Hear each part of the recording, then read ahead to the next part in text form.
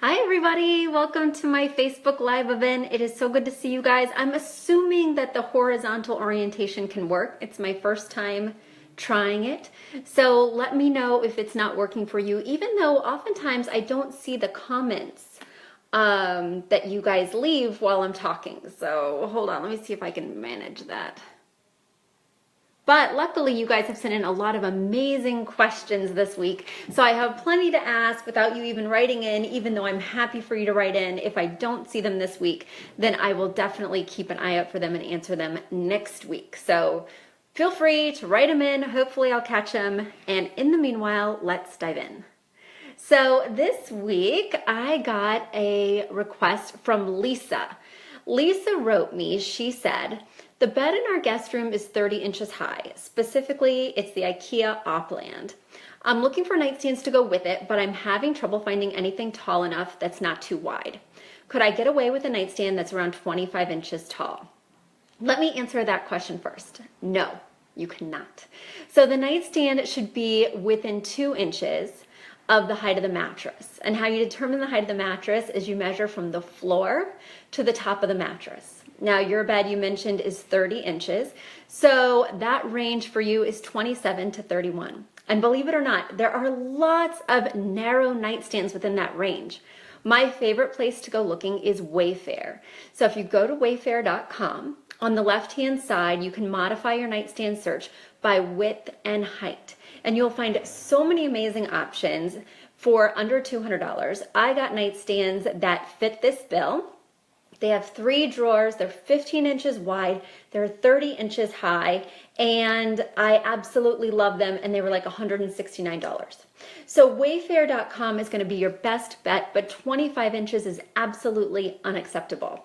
And as you know from previous podcasts and or Facebook Live events, your lamp that's on top of the nightstand should be roughly the same height as the nightstand or smaller than, but definitely don't exceed the height of that nightstand, especially with such a high nightstand, because with the nightstand and lamp, you're going to look at almost 6 feet high if you replicate that height or go higher. So I hope that helped. One other thing that I want to think about, considering that you mentioned that it's a very narrow nightstand, is that you may want to consider wall lamps instead.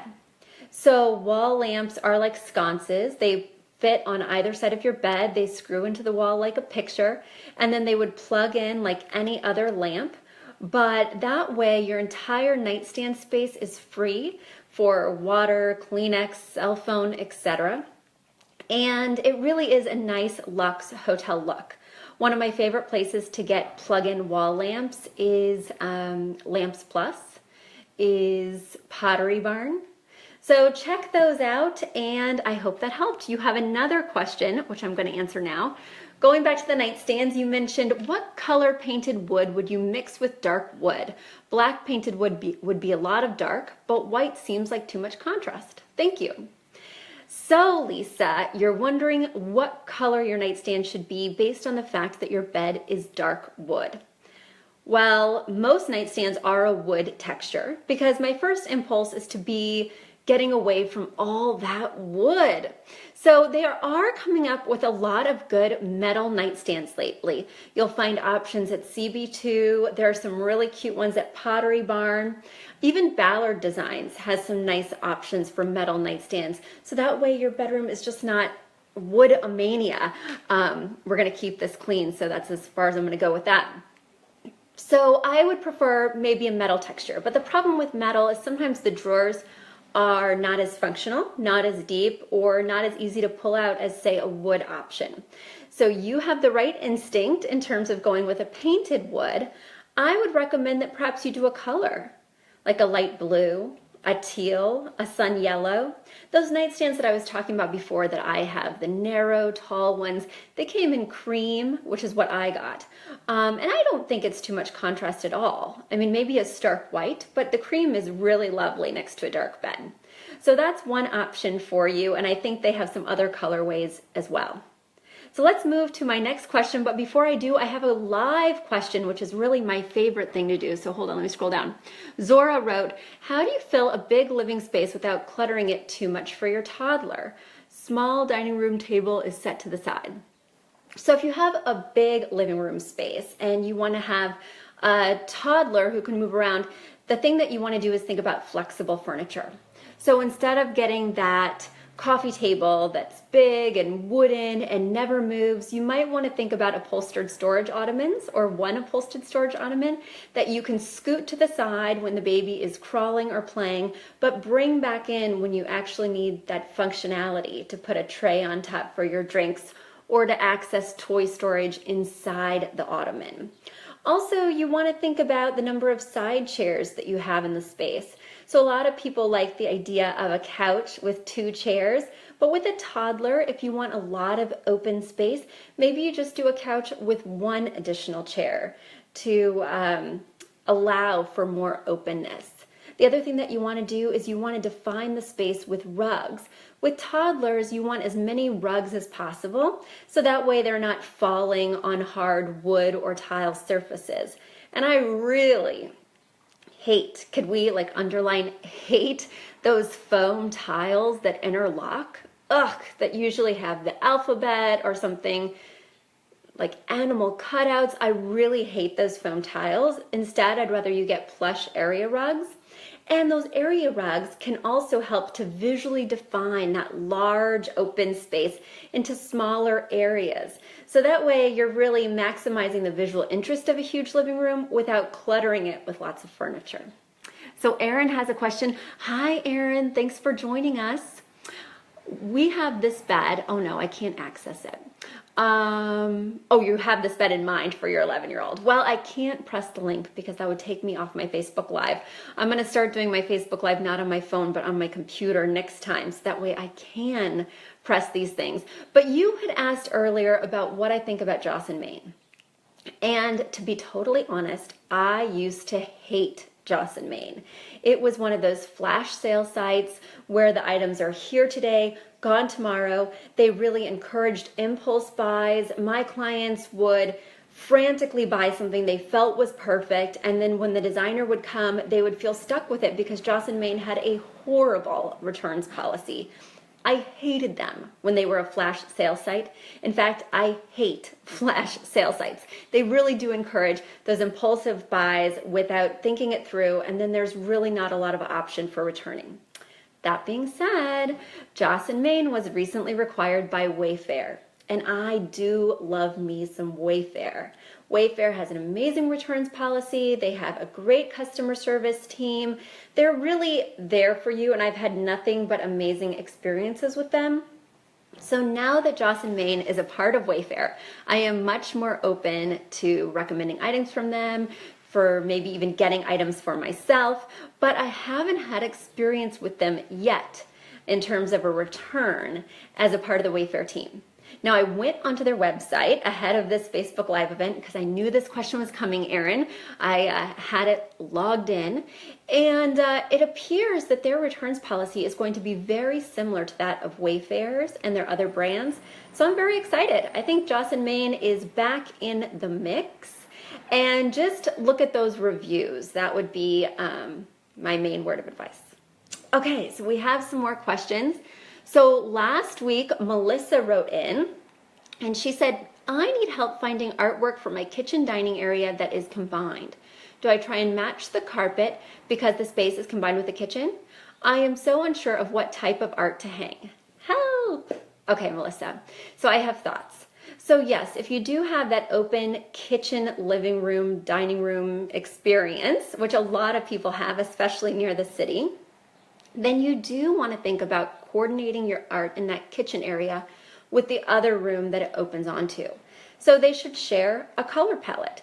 So if you're referring to the carpeting in terms of like an area rug, so yes, the colors that are in that area rug should ideally be reflected in the colors in the art in the kitchen. Now, when there is art in the kitchen, I feel it's very important to have something that has glass in front of it, because even if it's not right by the stove, there is a lot of grease that pops up or floats around a kitchen area. So I don't like anything stretched on canvas. I don't like any original paintings. I would love something like a photograph or a drawing or something that, again, can be put behind glass. So you can take that Windex and spray it down when you need to remove the grease. So keep that in mind when you're shopping for kitchen art. I hope that helped, Melissa. So now my next question comes from Anne. And keep your live questions coming in too, guys. I'm so excited. But in the meanwhile, I'm glad that you guys sent in questions this week. Keep them coming every week. You can either send them to Betsy at Affordable Interior Design, or you can leave them right on Affordable Interior Design's Facebook page. So Anne wrote me, she said, Betsy, I got a new couch and my coffee table is now shorter than my new couch. Do I need a new coffee table? The answer is yes, if it's shorter than 2 inches. So basically, if you're seated on the couch, well, what I would do is I would measure from the floor to the top of the seat couch cushion. And that should be the height of your coffee table, give or take 2 inches. So many people these days, especially in the city where they're more attracted to that super modern aesthetic, are getting lower style couches. And so if you have a couch that your booty is, 14 inches off the ground, it's going to feel really silly if you get that standard 18-inch high coffee table. And most standard coffee tables are between 16 and 18 inches high. So when you're measuring for a coffee table, take your cues from the sofa seat, and it sounds like if yours is feeling awkwardly low, that it probably is not within that 2-inch boundary or guideline.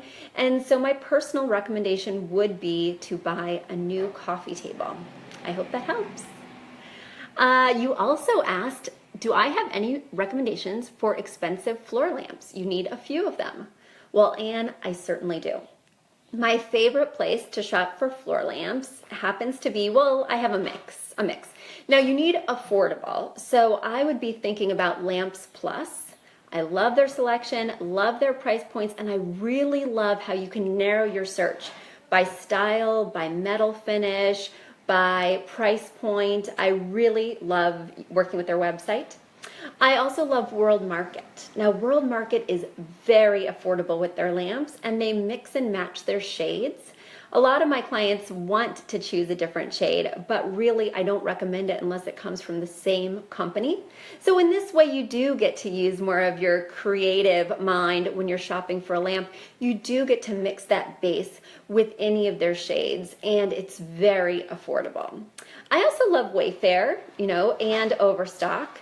It can be hit or miss, so you really are going to have to search through quite a few options. And then, my feelings about table lamps are very different than floor lamps.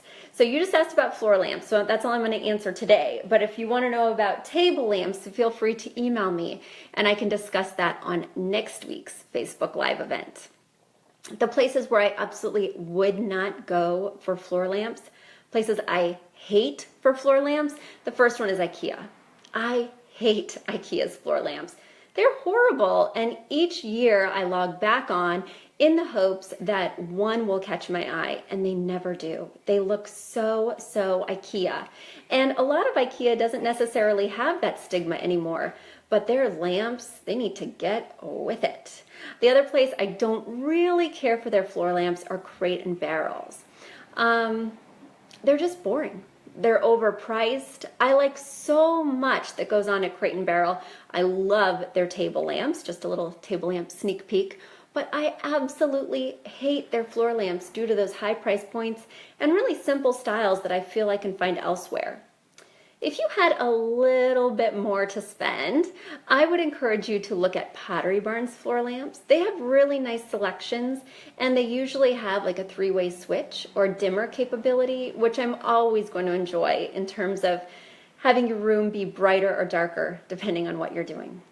So guys, I hope this was a help. It was so great to see you again this week. I'll be back next Thursday with more answers to your amazing questions. Keep them coming in, and have a great Memorial weekend.